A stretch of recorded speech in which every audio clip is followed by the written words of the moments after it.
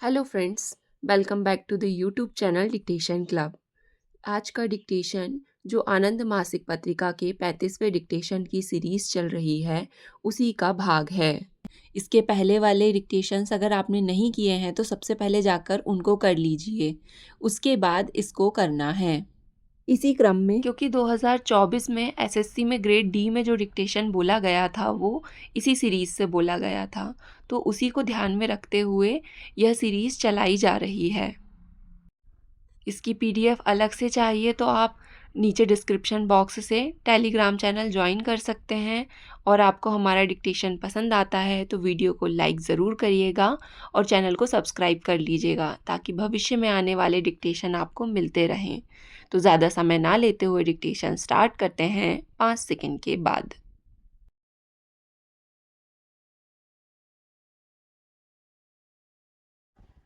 प्रेम मानव का स्वाभाविक गुण है। वह केवल भोग विलास और ऐन्द्रिक सुख से ही संतुष्ट नहीं करता, अपितु उसमें त्याग और बलिदान करने की भी क्षमता होती है। प्रेम की पवित्रता और उत्कृष्टता त्याग और बलिदान से ही संभव है। त्याग और बलिदान के अभाव में प्रेम वासना का रूप धारण कर लेता है। सच्चे प्रेम का विकास त्याग और बलिदान के आदर्श पर ही दृढ़ होता है। अतः मानव को प्रेम के त्याग और बलिदान पूर्ण आदर्श को ग्रहण करना चाहिए। सच्चे प्रेम का यही रूप स्थायी होता है। स्वाभिमान व्यक्ति का अनिवार्य गुण है जो अपने स्वाभिमान को बनाए रखता है।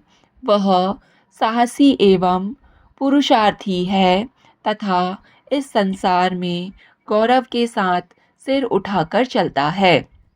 इसके विपरीत जो व्यक्ति अपने स्वाभिमान को बेचकर पराधीनता स्वीकार कर लेते हैं अथवा अनुचित परिस्थितियों के समक्ष घुटने टेक देते हैं, उनकी जीते जी ही मृत्यु हो जाती है। ऐसे व्यक्तियों को जीवित रहने की अपेक्षा मर जाना ही श्रेष्ठ होता है। इस संसार के लोग उन पर थूकते हैं, उनकी संतानें तक उनकी उपेक्षा करने लगती है। इतिहास अपनी भावी पीढ़ी को ऐसे व्यक्तियों से सावधान रहने को सचेत करता है। इसके अतिरिक्त जो व्यक्ति स्वाभिमान की रक्षा करते हुए मर जाते हैं वे इतिहास में अमर हो जाते हैं। उसके मरने के बाद भी इतिहास उनके शौर्य का उल्लेख करता रहता है। इस संसार के आदर्शों को बनाए रखना बड़ा पुरुषार्थ का काम है। जो व्यक्ति आदर्शों का पालन करते हैं उन्हें अनेक प्रकार के कष्टों को सहन करना पड़ता है। आदर्श की गरिमा को बनाए रखना, उसकी रक्षा करना तथा उसका निर्वाह करने में व्यक्ति को अनेक मानसिक एवं शारीरिक कष्टों का सामना करना पड़ता है। वह समाज और उसके कल्याण के लिए अपनी सत्ता को विस्मृत कर देता है। इतना ही नहीं, आदर्शों की रक्षा के लिए कभी कभी तो प्राणों की भी आहुति देनी पड़ती है। भारतीय इतिहास में महाराणा प्रताप, शिवाजी, महात्मा गांधी आदि ऐसे महापुरुषों के उदाहरण मिलते हैं जिन्होंने आदर्शों के निर्वाह में अनेकानेक कष्टों को ही सहन नहीं किया, अपितु अपने प्राणों को न्यौछावर कर दिया। महाराणा प्रताप ने अकबर के सामने सिर नहीं झुकाया, चाहे उन्हें जंगलों में भटकना पड़ा और घास की रोटी खानी पड़ी। अतः यह सत्य है कि आदर्शों के लिए जीने और मरने वाला व्यक्ति कष्टों को भी सहन करता रहता है। सभी को स्वामित्व पाकर अहंकार उत्पन्न हो जाता है। प्रत्येक मनुष्य, चाहे वह अत्यंत मूर्ख एवं गुणहीन हो, परंतु यदि उसे अत्यंत धन प्राप्त हो जाए अथवा वह किसी का स्वामी बन जाए, तो वह अवश्य गर्वयुक्त बन जाएगा। ऐसा मनुष्य बिरला ही होगा जो प्रभुता पाकर गर्व ना करे। भरत ही एक मात्र थे जिनको राम की राजगद्दी पाकर भी मद नहीं हुआ था। अपने लिए तो सभी सभी जीवित रहते हैं, परंतु उसी मनुष्य का जीना सार्थक है जो दूसरे के लिए कुछ कर सके। गेहूं की रिकॉर्ड तोड़ पैदावार और उसके भंडारण की समस्या के दृष्टिगत भारत सरकार औसत दर्जे के बढ़िया गेहूं में से 5 से 10 टन तक गेहूं निर्यात करने की योजना बना रही है। इस सिलसिले में प्रधानमंत्री श्री नरसिम्हा राव से भी संबंधित अधिकारियों की बातचीत हो चुकी है और निर्यात का प्रस्ताव जल्दी ही केंद्रीय मंत्रिमंडल की अंतिम स्वीकृति के लिए भेजा जा रहा है। नागरिक आपूर्ति मंत्रालय का कहना इस मामले में यह है कि गेहूं का निर्यात किए जाने से गेहूं की उपलब्धता पर कोई प्रभाव नहीं पड़ेगा। खाद्य मंत्रालय का कहना है कि इस बार 50 लाख टन गेहूं और चावल ज़्यादा पैदा हुआ है।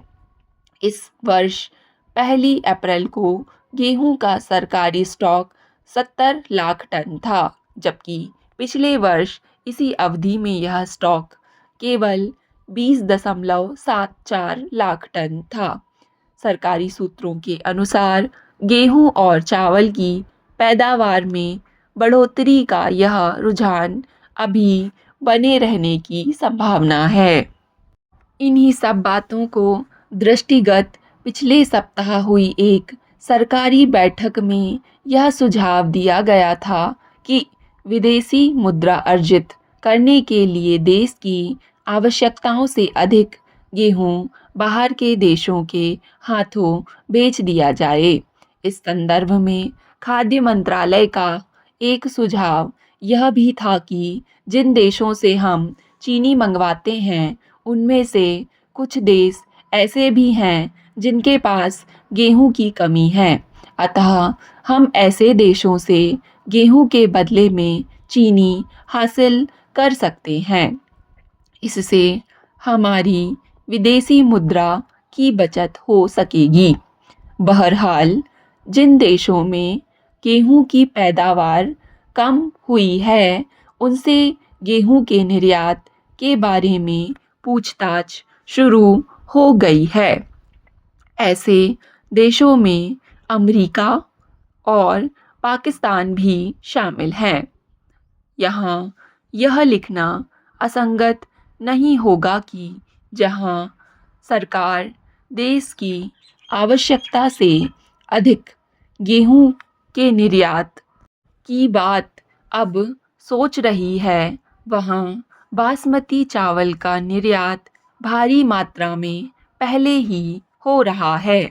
हम इस सिलसिले में यह लिखना आवश्यक समझते हैं कि जब कुछ दिनों पहले यह खबर आई थी कि गेहूं की सरकारी खरीद के जो आंकड़े आ रहे हैं उनके अनुसार गेहूं की फसल इस बार संभवतः एक नया कीर्तिमान स्थापित करेगी, मगर इसके साथ ही एक खतरे की घंटी इस मामले में यह है कि इस गेहूं के भंडारण के लिए सरकार के पास समुचित स्थान नहीं है।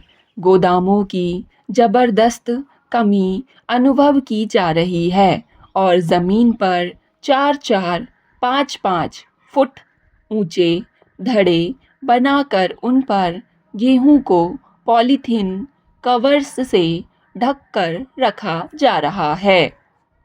अमेरिकी सैन्य कार्रवाई में 3 जनवरी की रात वेनेजुएला के राष्ट्रपति निकोलस मादुरो की गिरफ्तारी समकालीन अंतर्राष्ट्रीय राजनीति की सबसे नाटकीय और विवादास्पद घटनाओं में से एक के रूप में दर्ज की जाएगी।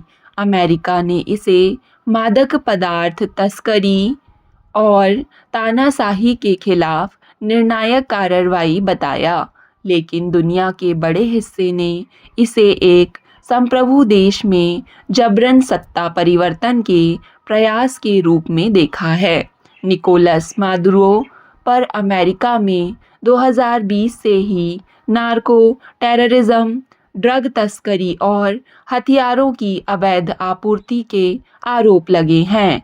ट्रंप ने इसे पश्चिमी गोलार्ध की सुरक्षा के लिए आवश्यक बताया, लेकिन यह तर्क वैश्विक स्तर पर व्यापक स्वीकार्यता नहीं पा सका। स्टॉप। डिक्टेशन पसंद आए तो वीडियो को लाइक तथा चैनल को सब्सक्राइब ज़रूर करें। धन्यवाद।